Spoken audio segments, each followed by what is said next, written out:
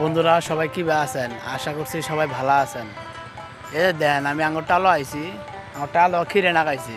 এটা আমি নাগাই নাই, আমি 20 কিনে এনে দিছি, আঙ্গু আম্মা নাগাইছে। এই যে দেন কত সুন্দর ফুল আইছে, এলে নাগাইছি আমরা ওজার মধ্যে খাওয়ার কারণে, ওজার মধ্যে সালাদ টালাদ বানায় খাওয়া নাগে এটা কারণে এলে নাগাইছি, কম করে লাগাইছি এলাটা জমির মধ্যে। এই দেন সামনে আরও দেন আঙ্গু আম্মা আইনেস নাগাইছে, দেন কত সুন্দর আইনেস ধরছে। দেন কত সুন্দর আইনেস ধরছে।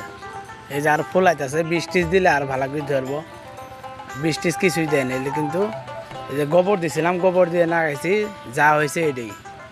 সার বেশ কিছুই দেয় না, খালি গোবরের সার দেই।